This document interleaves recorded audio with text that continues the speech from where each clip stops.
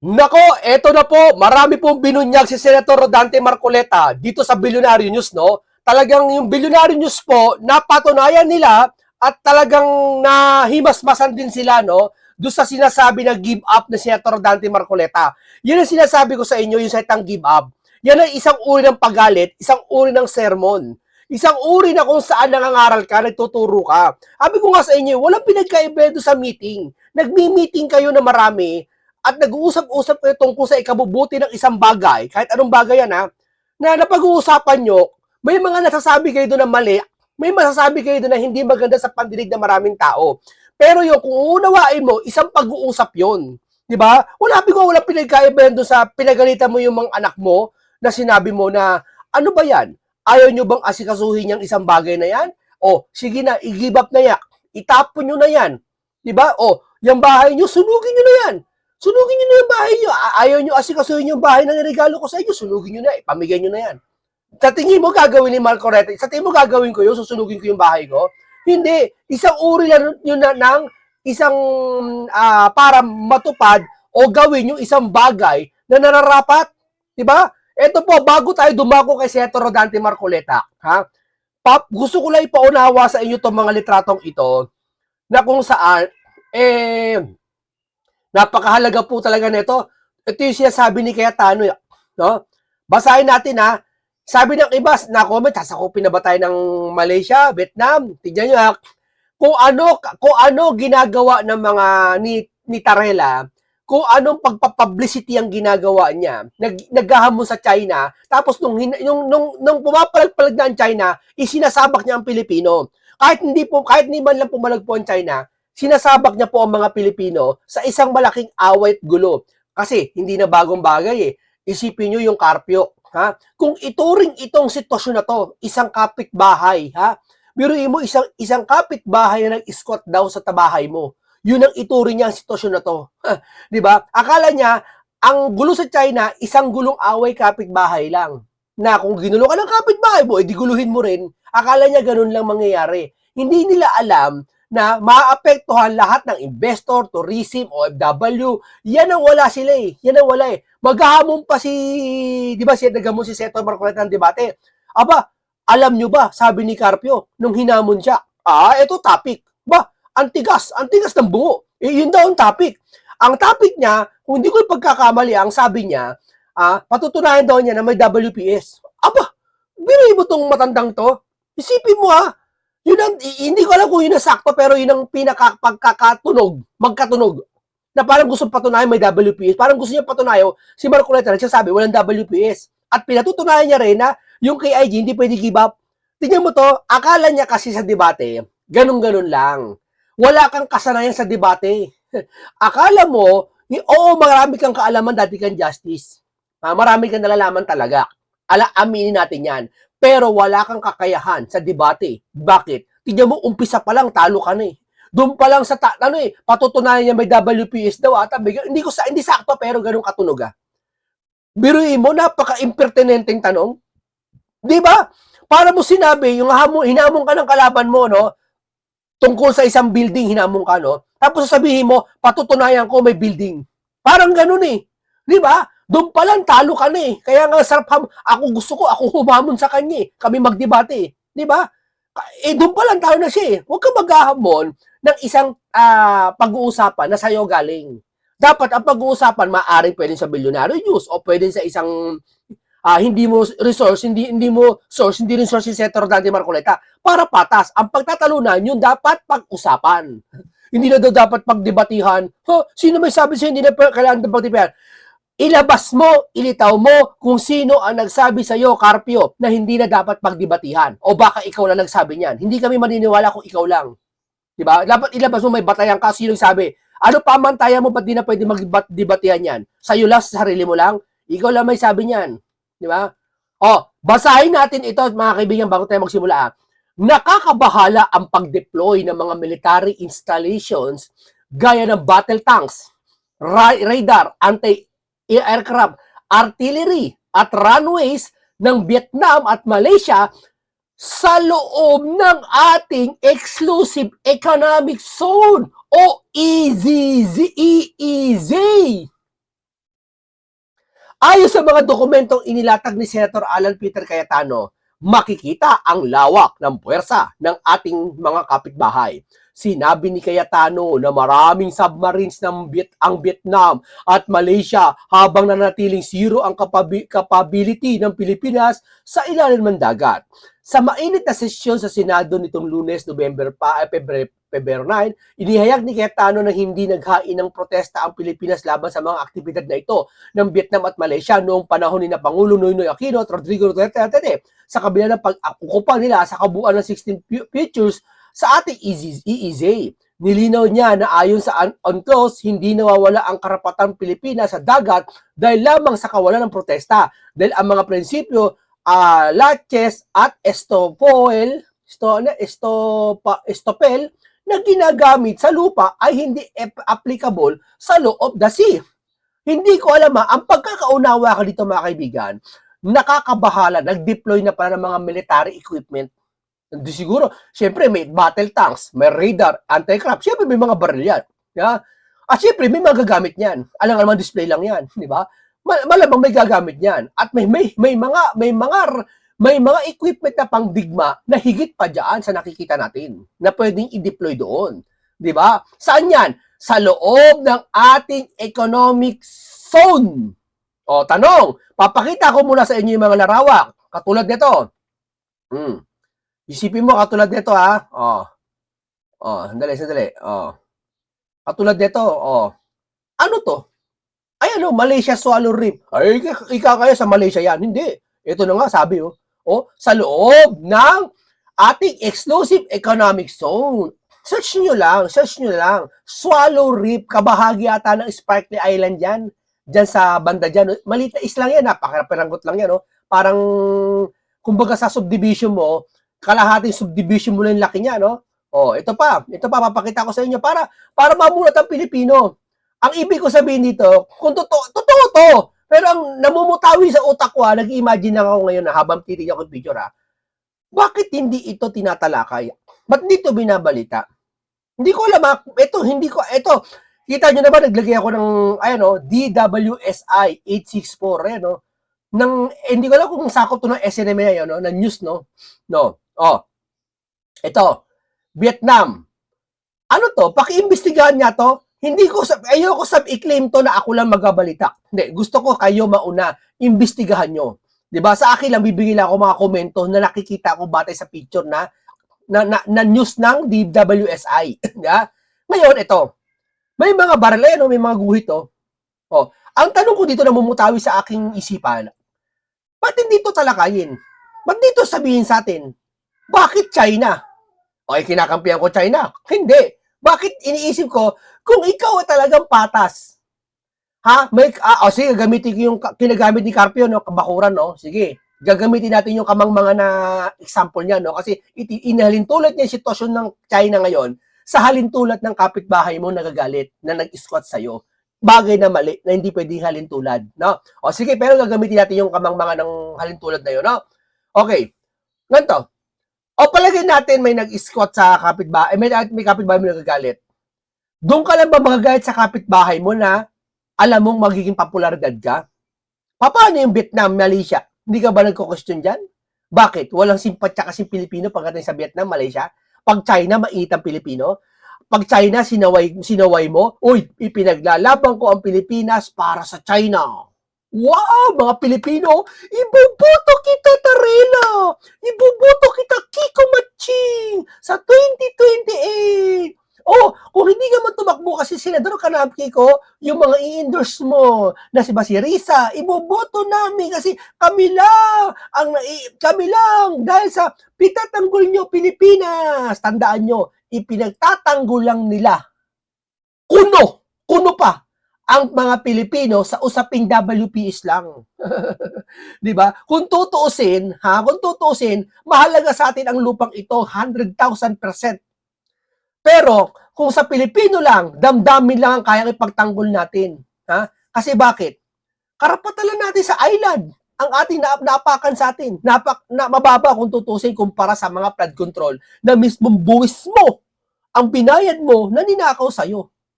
Di ba? Kumpara doon. Tandaan nyo, pinagtatanggol lang kayo. Hindi ko sasabihin hindi mahalaga ng WPS, ha? Napakahalaga sa Pilipinas ng WPS. Atin yan. Pero, mas pinagtatanggol na lang nila kayo sa WPS lang. Pero sa flood control issue, hindi nila kayo kayang ipagtanggol na napakahalagang bagay. Parehas mahalaga yan. Pero mas mahalaga, yung mga pera na nabuwis na trabaho hanggang ngayon, na pag sumahod ka, nagbubuwis ka doon sa trabaho mo. Nagbubuwis ka para ibayad sa gobyerno, pati yung mga business niya, alam nyo, renewal sa January. Nagbabayad ka ng buwis sa City Hall para sa business mo, kahit yung karinderya lang, kahit yung maliit na sari-sari store, maski ikaw, pati yung PhilHealth mo, binabawasan, pag-ibig mo, lahat, pati yung gobyerno ka, SSS mo, GCIS mo, binabawasan yan. Diba? Mahalaga yan. Pero hindi nila kayo pitatanggol dyan. Bakit? Kung talagang pinagtatanggol nila kayo dyan, ha? Dyan sa bagay na flood control, hindi lang sila maingay sa China. At kung talagang pinagtatanggol nila kayo sa China, dapat sa Vietnam din at Malaysia. Bakit? Bakit kayo sa China lang pinagtatanggol? Bakit? Alam niyo bakit sa China lang kayo pinagtatanggol? Kasi alam nila, masimpatya ang Pilipino, galit ang ibang Pilipino sa China. Ha? Bakit? Hindi naman ang Pilipino kusa nagalit sa China eh. Oo, yung iba nakita, inaangkin tayo. Ha? Pero nagalit ang Pilipino, hindi lang po sa WPS, kundi sa udyok nila. Isipin mo yung Tarela, sabi niya, mag-sorry ang China. Teka muna, ano ba ginawa sa'yo ng buong China? Ba't dinadami mo ang China? Ha? Yung particular lang ng China. No? Yung sinasabi ko sa inyo mga kababayan eh. Dinadami niya tayo lahat eh. Kung sino away nyo, away ng gobyerno niya, dyan lang kayo. Kung na kayo gumawa ng Pilipino, by Chino, paglalabanin nyo, parang gano'n lumalabas eh. Parang tuturuan kita. Oh. Ano ba, sabi ko sa isang reliyon, sa isang reliyon, di ba nangyayari pag yung halimbawa yung reliyon, nakagawa yung isang member ng reliyon ng masama, kanino ang bintang? Kadalasan ng balita, doon sa tao lang. Pero pag yung reliyon na halimbawa, kagaya ng INC, di ba, makaraan, yan ang issue sa INC, nakagawa ang member nila ng isang pagkakamali lang. Biruin mo, ang sasabihin mo sa balita, masama kasi ang masama ang iglesia ni Cristo eh. Kaya naging iglesia ni Cristo yung isang member lang nakagawa ng masama. Nakuha nyo? Hindi, dapat ang sisi mo dun sa tao na yun. Huwag sa kabuuan. Diba? Pag sa kabuuan, mahina ang kokote. Hindi, ilang ano ko dyan ha. Ito pa. Ayan po. Ayan mga rep po. Ayan iba-iba tayo. Saan ito? Ano to? Ba't hindi ito binabalita? Ba't dito pinoprotektahan? Ayan Vietnam mo. Ito pa. Ayan po. Ayan, may runway na ito. Ayan Kalanchaw Key. Sa Spark dito, alam ko eh. Ba't dito inaano? Eto, andito na sila. Ayan, may mga equipment na. Hindi ko sinisigurado ito na ito talaga yun ha. Pero, puntahan nyo na lang yung DWSI. Ito, DWSI. Tanungin nyo yung page na yan. Dahil yung page na yan, balita yan. Yan lang nagbabalita ng legit. Hindi naman legit, nagbabalita ng mga hindi binabalita ng iba. Katulad ng Net25. Nagbabalita sila ng una sila sa mga hindi binabalita ng ibang programa. Diba? Alam mo, binalita nila, putol yung video ni Senator Dante Marcoleta, no? Pagdating naman sa Net25, hindi putol. Kompleto. Diba? Ito, ano to, Tarela? Ibig ko sabihin nito, ito ba hindi aasikasuhin to? Sa China lang ba tayo nakapokus? Kasi ang Pilipino, sensitive sa China? Bakit? Pag sinabi bang Vietnam, ano sabihin? Vietnam. Okay lang, hindi magagayat ang Pilipino. Hindi ko pwedeng awayin ng Vietnam kasi wala akong pakinabang na magagayat ang Pilipino. Ganun ba? Kailangan mo awayin yung isang bansa na alam mo makikinabang ka sa mga Pilipino? Ganun ba yun? Na alam mo kung ano yung simpatya? Kawawa naman mga Pilipino sa'yo. Tapos sabi mo, ano ka? Bakit Pilipino ka? Kung bakit Pilipino ka, lahat ng umaaway sa bakura mo, aawayin mo pagkatanggol mo mga Pilipino para sa amin lahat. Hindi yung namimili kayo ng isang tao na aaway sa iyo, yun lang kaya mong labanan. Paano ibang lugar na bansa na umaapilin sa atin, na sumasakop din sa atin? Halimbawa, hindi mo man lang pagkasabihan? Sample lang Hindi ko siyasakop tayo na ito Wala nun. Wala din tayo siyasakop ng Vietnam, hindi tayo siyasakop ng Malaysia. Pero gusto ko lang itanong, ano tong litratong ito? Kung totoo man ito, ano tong litratong ito? May mga baril may mga baril na equipment, basahin nyo, battle tank, artillery, may mga gun emplacement, air artillery. Ayan ang titindi, mga artillery, ang bibigat na armas to. O ito po, ano po, papakita ko sa inyo. O ano to? Tanong ko lang hindi ko siya sabing ako una na ito nagbabalita. Binabasa ko lang tong binalita nila. Ang sabi dito sa DWSI, ang sabi sa DWSI, nakababahala ang pag-deploy ng mga military installation gaya ng battle tanks, radar, anti-craft, artillery at runways sa Vietnam ng Vietnam at hindi sa Vietnam ng Vietnam at Malaysia sa loob ng ating exclusive economic zone, EEZ. Ibig sabihin, nag-deploy ang mga Malaysia at Vietnam sa loob ng ating EEZ. O, akala, ba't di mo sinasaway to? Tarela. Kung talagang bakit? Pag sinaway mo to, walang simpatya Pilipino sa'yo? Tanong ko lang. Kaya China sinasaway mo kasi alam mo, hindi simpatya ng Pilipino?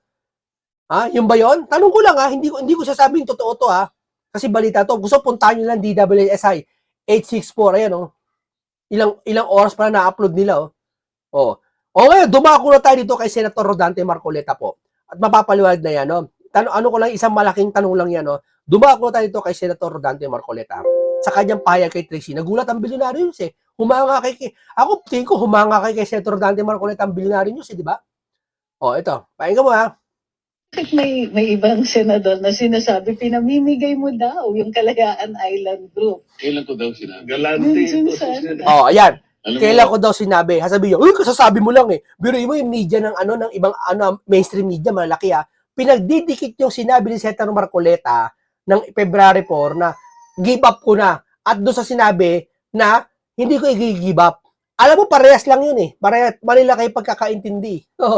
Yung salitang give up, sabi ko sa iyo, hindi naman talaga niya i-give up yun Pinuto lang ang video Sabi ko nga, kung mapapanood niyo yung buong video ni Senator Marcoleta, sinabi niya doon, i-give up na natin yan. Tapos para ma-coordinate natin, makuha natin lahat. Tapos bandang huli, atin ang KIG paglalaban niya. Kung titignan mo yung konteksto, hindi nila matanggap yun. Ang kukunin lang nila, yung naunawaan ng Pilipino, yung narinig, doon lang nila kakagatin. Kahit halatang halata na sila, na pinuto lang yung video, hindi nila maunawaan. Basta pag may narinig silang give up, yun na yun. So, pag nagsalita si Senator Marcoleta na hindi give up, sasabihin, kinokontra mo, Marcoleta versus Marcoleta daw.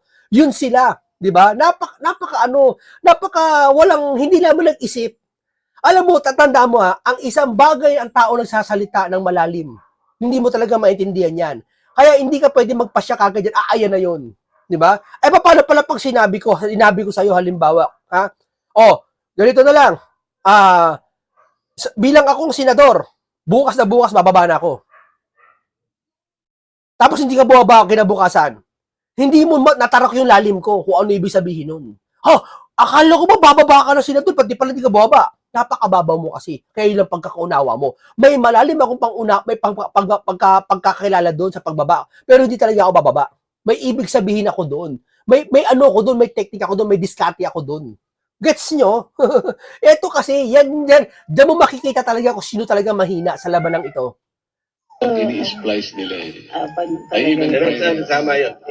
For the record, para maging klaro. Ano yung sinabi niya, sir? That happened when 35 members of the armed forces were up for confirmation.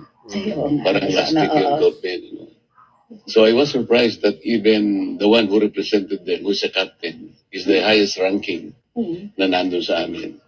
Hindi niya alam na yung key features ng Kalayaan Island Group, 4 of them, which are being occupied by the Philippines today, hindi niya alam na nalabas siya sa ating exclusive economic zone. More than 200 nautical miles away.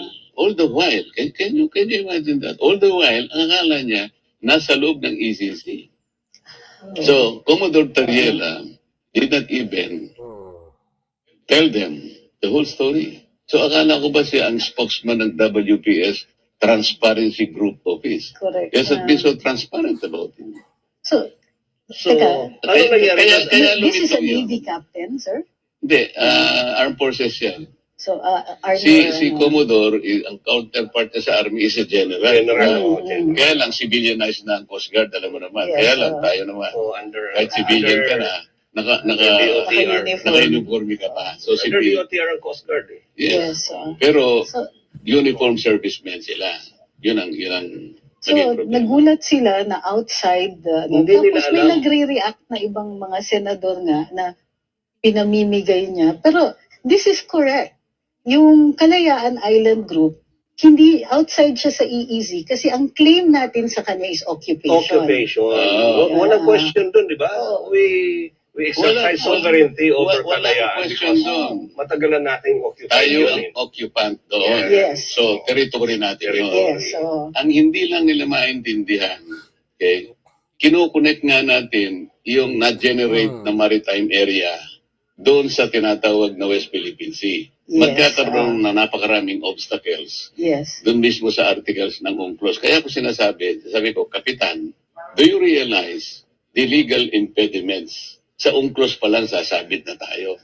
So nung minumustra ko yung difficulty, I was raising a question out of pique. Yes. Para bang sinabi ko kay Gob Ben, Gob, sinasabi ko sa iyo, mapanganib talaga yung lugar na yan, ha? So hindi niyo Pero sinabi bahala na ka. i-give up na natin. Hindi, bahala ka. Pero kung gusto mong magpakamatay, Ben, pumunta ka doon. I am not advocating na magpakamatay si Gob Ben. I'm stressing yung warning ko sa kanya na huwag kang pupunta doon dahil mapanganib. So sinabi ko, it's very impossible na ma-enclose mo siya because there are several obstacles. Okay? So, you cannot do this unless you give it up. Parang ganun lang. Yun. Hindi maintindihan ng ano yun, ni Carpio yun. Hindi maintindihan ni lahat-lahat yun. Di ba sabi ko nga sa inyo ayaw nilang kagatin yung katwiran. Ang kakagatilan nila, yung gusto nilang narinig lang. Yun lang yun. Yung paliwanag ng isang tao na siya mismo salita, ayaw nilang paniwalaan. Di ba? Bakit? Kung talaga totoo talagang i-give up ni Senator Marcoleta, sabi nila, kitang-kita kasi yung video setang give up Hindi talagang give up talaga. Ano pa paliwanag mo doon? Hindi Kung talagang yung video na yon na hindi putol, kung talagang sinabi niya talaga, tahasan niyang sinabi give up, yung katumbas ng give up, talagang isuko na yan. Ba't bandang huli sa video sinabi niya na, yan ay atin yan, kailangan natin ayusin, kailan nyo ipapatala yan, ganun-ganon. Meron ba naman nagsabi isang tao na i-give up, tapos sasabihin bandang huli, dapat ayusin yan? So, ibig sabihin, hindi talaga i-give up yung kahulugan ng setang give up. Diba? Maliban nila kung sinabi niya talaga, i-give up na yan, tapos bandang huli, narinig nyo, wala siyang sinasabi na ipagkatanggol lang kay IG. Wala siyang sinasabi na kaatin ito. Ang bago sinasabi niya, pinidinan talaga niya. Talaga, dapat i-give up na natin yan. Inulit niya pa. Yun talaga, tahasan niya nasa puso niya, isipan niya, give up talaga ang kasolusyon. Pero wala Sinabi niya yon tapos bandang huli, sinabi niya, hindi ganyan, ibig sabihin, pinaliwanag niya, atin ito. Alin yun? Yun yung isang uri na pinaliwanag ni Senator Marcoleta ngayon na parang mamamatay ka doon. Totoo ba mamamatay ka doon? Hindi. Di ba sabi ko kasi walang pinagkaiba doon sa kotse na kinuwento ko na nirehistro mo. Ano ba yung nirehistro mo? Irehistro nyo na yan. Kakotse mo yun paborito ang kotse mo Binili mo sa anak mo irehistro nyo na yan. Ayaw nyo irehistro yan. Ha? Sige, ibenta na yan kung ayaw nyo. Sa tingin mo, ibibenta mo yung kotse? Hindi. Anong gagawin? Pinapakilos mo lang sila para irehistro yun. Di ba? Isang uri yun ng pangaral na isang mas mataas. Dahil isang mataas na uri ng Senado. Dahil si Senator Marcoleta, hindi mataas ang pagkakilala niya sa sarili niya, pero mataas ang turing niya doon sa posisyon niya bilang senador. Yan ang bagay na wala ang ibang senador. Kaya nagugulat ang iba Kasi ang senador ngayon, puro kengkoy. School bukol, tapos sa one ball. Di ba? Etong si Lacson, kengkoy din. Nag-resign ka sa Blue Ribbon. Ngayon, hindi mo inimbestigan. Mababang uri ng senador yung mga yan. Ito kasi mataas. Kaya malaki. Yung mga pananalita nito, hindi mo masyado maarok. I am not advocating. Teritoryo natin yun Yes. And territory is not part of the ruling or of the arbitral tribunal. Correct. Wala sa jurisdiction niya. Kasi UNCLOS yun sa UNCLOS tayo. arbitration. Tayo. Ano ba yung napakahirap na intindihin? Bakit pinalalala? Bakit nila ginawang chapsuy? At meron pang isang retired justice at isang professor ng UP ang naglagay ng seasoning. Kaya lalong naging chapsuy. Nagpipiling yung si Carpio, nagpipiling si Carpio. Akala niya, napakagaling niyang tao, akala niya siya lang magaling. Alam mo, tandaan mo, ang tunay na magaling, hindi lang basta ipinararamdaman mo sa tao, dapat mas magaling sila kaysa sa'yo. Yun ang tunay na magaling, tandaan niyo yan. Clear, Attorney Trixie, hindi niya Hindi sasabihin mo, lowest rank si Senator Marcoleta. pinigay. Tama. Sinabi ko nga, Hindi rin naman siya, wala rin namang personality si ang premise ko nga, sabi ko, Pamigay. Kapitan, we have to defend and protect what is ours, what is legally ours. Correct. Sasamahan kita dyan. Tama. we will have to defend it to the last drop. of Including our blood. the KIG. We are referring to the KIG. Tama. Yes. Hindi nila kinuha yun. Ang kinuha lang nila yung pick na sinabi ko na, paano mo gagawin yun without giving it up? I did not say that we will give it up. Why should we give it up? Atin yun eh. Atin. So, Natin para yun. sa Napakalinaw ng sinabi, oh. Napakalinaw. Wala pinagkaiba sa sasakyan. Kung ayaw nyo asikasuhin sa sasakyan, benta na yan. Pero di mo gagawin. Oh, ayaw nyo magwalis, ha? Ayaw nyo magwalis? Oh, sige, siya. Ano na, pabayaan na lang dyan yan. Yung ba, isi-chismis notes, narinig mo, ipapabayaan na lang daw. O yung minudo, halimbawa, nagluto ko ng bagong minudo. Ang gastos mo sa minudo, isang kawali, no? Isang buong kawa. Ang gastos mo dun ay nasa 2,000 mahigit, no? Minudo, no? Gastosan mo. O, niluluto mo. O, takpan nyo na yan, takpan nyo na yan, takpan nyo na yung minudo. Takpan nyo, lalangawin. Ayaw nyo takpan yan, tapon na yan. Yung ba pag narinig mo, itatapon daw yung minudo? Ang sama ng ugali ng munting kalaman. Itatapon yung minudo. Hindi. Para takpan niya. Ayaw takpan yan, kukulit eh. Ano, ayaw niya takpan yan? Tapon na yan. Kasi pag hindi mo tinakpan yun, para mo na rin tinapon. Para mo na rin give up. Tama, mali. Diba? Oh, kailangan takpan mo na. Kailangan, asikasuhin nyo na yung KIG. Ayaw nyo. Di give up na yan. Oh, ayaw nyo ng KIG. Ayaw asikasuhin. Tara na. I-give up nyo na yan. Gagalit. Ano, give up pala. Munting kalamang. Give up pala, give up. Hindi nga eh. Kung ayaw nyo, parang asikasuhin nyo, pero 100% sa puso't damdamin ko, ayaw ko i-give up yan. Ayaw nyo pa rin makuha. Kahit anong 1 bilyong analogy ko. Ayaw nyo pa rin. Alam nyo analogy? Biruin mo, kahit analogy, hindi nila maintindihan kung ano ibig sabihin ng analogy.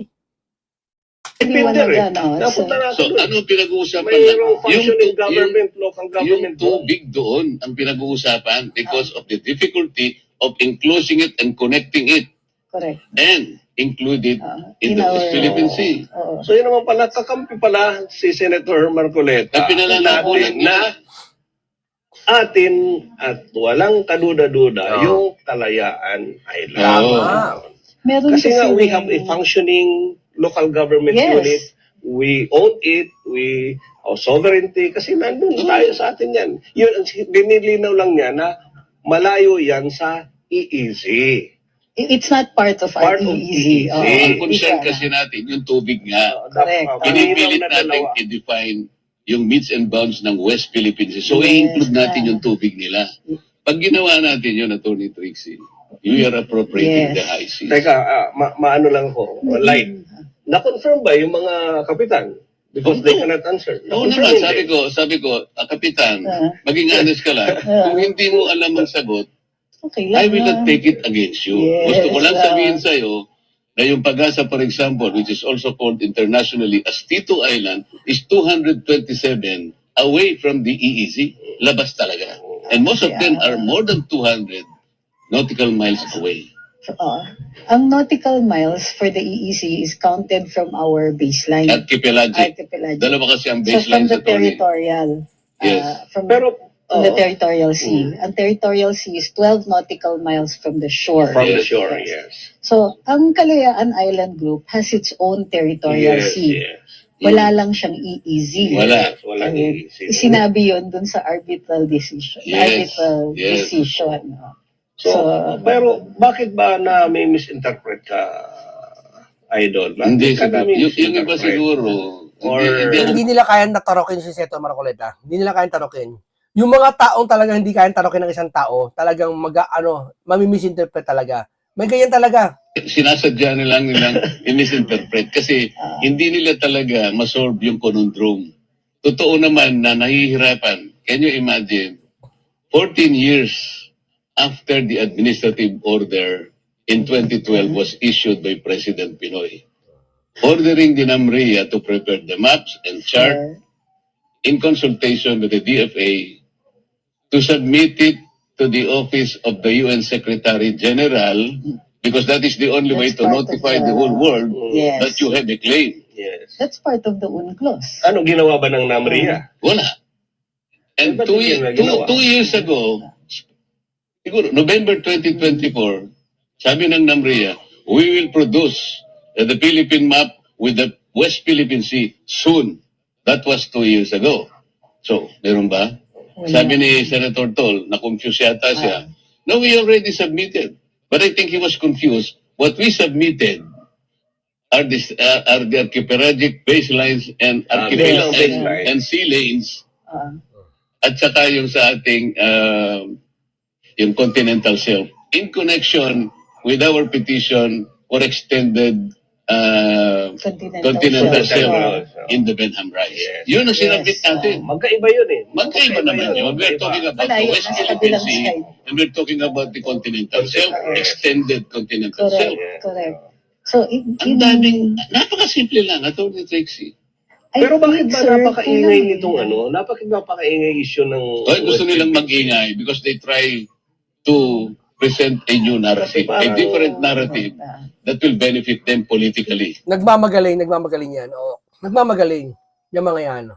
Yung Carpio, pakiramdam niya, ang galing-galing niya. Magaling ka sa ibang bagay siguro. Pero pagkat nito, magaling ka rin siyempre sa WPS. Pero nagkakamali ka dyan sa pinatutunayan niya ng Senator Rodante Marcoleta. Biruin mo, dati kang justice, ha? Sasabihin mo, naniniwala ka sa give up, hindi mo naintindihan kung ano yung give up. Buti pa ako, bago sabihin ni Senator Marcoleta kung ano yung give up, 3 days ako bago siya magsalita, naipaliwanag ko ano ibig sabihin siya sa give up. Yung parang nga sabi ko, yung minudo, pag hindi mo tinakpan, itapo na yan. Kasi pag hindi mo tinakpan yung minudo, magkakalangaw mapapanis eh. Hindi para mong ginibap yung minudo, o itapon yung minudo, takpan mo na, give up na yan. Siyempre natakpan niya yun, o hindi na nag-give up, panalo lahat tayo, di ba? Masaya lahat, di ba? Yun hindi maintindihan ni Carpio. Biruin mo nag-justice ka, nagsasabi ka sa Marcoleta, senador, ng lowest rank. Tapos yung give up na salita, na isang uri ng malalim na pananalita, hindi mo kayang intindihin. Tapos maghamon ka ng, di ba? Magdidebate ka, ganyan-ganyan. No, ko. Ako nga, vlogger lang ako What if pa kaya ako sa paningin mo? Di ba? Tapos naisip ko yun, ikaw hindi mo naisip yun? Imagine. Di ba? Ang layo ng edad mo sa akin. Yung pinag-aralan mo, yung tinapos mo lahat. Tapos yung setang give up, di mo maintindihan. Hindi mo kaya unawain. Huwag na lang yung maintindihan, unawain mo na lang eh. Di ba? Pero yung vlogger nakapagpaliwanag kaysa sa kanya. Sige nga. Para naman hindi mo or nakikita. yung iniisip ng mga masa, sinasabi, pinag-aawayan yung West Philippine Sea dahil may natural gas, mayaman ang karagatan dyan, yung mga isda, etc. etc. Mayaman talaga? Question, Mayroon naman nagsasabi, it's because of geopolitical issues, yun ang mas malalim naman at mas mahirap maintindihan dahil yan ginagamit tayo ng US, China, Taiwan, etc. Hindi kasi, ASEAN, Japan. marami kasing sumasaw-saw. Ang gulo eh. Sinasabi ko sa iyo kanina. Yes, sir. Even the learned, the most learned Agreed. former justice of the Supreme Court. For a while, sinabi niya, we do not need to put the coordinates of the EEZ Yes. because it's very easy to compute.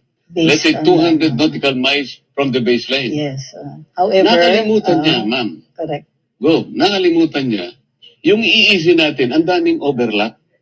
Correct. Sa Malaysia, because of the Sabah claim, may overlap. Yes. Okay? Sa Palau and Japan, meron tayong overlap sa Philippine Sea and the Basset Sea. Meron din Yes. Doon sa Indonesia, Celebes Sea and our Sulu Sea. Kung wala sanang overlap, ideally, huwag ka na maglagay ng coordinates. That's why, in Article 47 of the UNCLOS, na minandate niya Yes. sa mga states, maglagay kayo ng coordinates. Ay, ginawa na ba natin yun? Ginawa natin under Republic Act 9522. Okay, so So, Yes. tama naman tayo. Correct. Okay? But that's But, all that we did. Sinagsubmit tayo ng sea lanes, archipelagic baselines, Yes. at saka nga yung ating petition for extended Continental shelf. In not the West Philippine Sea. Wala pa nga noon eh. Nung, Kasi, Why do you think after 14 years ng bakit nawala yung, is not being bakit able hindi nasama yung West Philippine Sea dun sa... yes nga sir, bakit Bakit? hanggang ngayon hindi pa nalalagay ng NAMRIA yung West Paano Philippine nila Sea? ginagawa? Paano nyo nga i-do-drawing yun? Sina-challenge ko nga sila eh. Kung gusto nyo ka ako, sasama ko sa inyo. Gusto ko rin malaman, paano ninyo ka ako aayusin yung Article 7 ng UNCLOS na mababiolate nyo if you do that. Ano sinasabi ng Article 7? Kapag ginuhitan nyo kanya, it's about the straight baseline. Sabi niya, kailangan pagka i-connect ninyo, you should not appreciably distort the contour, the general direction of your coastline.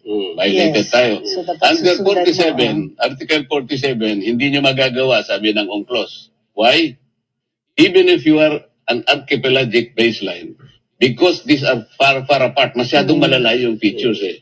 You will not be able to meet the requirements of the water-to-land ratio, which is 1.9. Correct. So, malalayo. Okay. Hindi lang naman tayo, Gov. ang sinabihan ng arbitral tribunal. Sabi niya sa China, oy, kahit ikaw China, you cannot appropriate, you cannot enclose that. Why? You are not an archipelagic state. You are a Correct. continental state. Yes, Correct. yes, So, correct. So, hindi yung ko 9 may dash line, X na tayo, yun. inadmit natin yun. Do you know why we admitted that? We submitted a note verbal in March 2002. Okay. Okay? Sabi natin, okay, kami napapailalim dyan. Kaya ang ginawa natin, gumawa tayo ng batas. Yes. RA 12046. In acknowledgement of the ruling or of the arbitral tribunal. Yes. Recent yan. Inamend natin yung Presidential Decree 1596 na ginawa ni President Marcos Sr. Senior. Binax niya yung Spratlys. Kaya nabawasan tayo sa KIG. Nawala yung box. Oo. So we amended that. Sa ngayon, ang makikita mo ngayon, they are now defying the West Philippine Sea, the maritime, the territorial seas na lang. The individual territorial seas enclaved by all these features. O the iba-ibang territorial seas, which are now separated by the high seas. Kaya nahamon ko yung NAMRIA. Gumawa nga ako ng proposal ng resolution government. Patatawag natin ng NAMRIA. Bakit hirap na hirap kayo? After 14 years, you have not yet submitted. You have not complied with the administrative order. By number 29. President Yes. Pinoy. Para sa ganun malinaw. Pero alam mo, with all these technicalities, legalities, Okay, hanggang dito lang po muna tayo mga kasama. No? Dito na paliwanag niya talaga kung ano yung setang give up at kung ano yung kalagayan natin ngayon na himay-himay. Sa tingin nyo, si Carpio, nakapag ganito ng Salesay, nakapag ganito ng mga kwento si Carpio? Hindi. Ang kinukwento niya lang, advance na yung sagot na. Pero kung yung kung bago maging yun ang sagot, hindi niya kinakwento. Kasi ko conflict siya eh. Eto, hindi sagot ang kagad na ano niya. Si Carpio eh, sasabihin niya, atin yun, atin yun, atin yan. Paano naging atin yan? Ikumpletuhin mo. Ito, kumpleto, detalyado. Kung baka sa mathematics, computation talaga kumpleto eh. Diba? Hindi sabi mo, atin yan. Oo nga, atin yan. Paano? Explain mo nga. Diba? Okay, maraming salamat po sa inyong lahat. Ganito lang po tayo. Mabuhay kayo. Paalam. Isang mapagpalang araw. Paalam sa inyong lahat.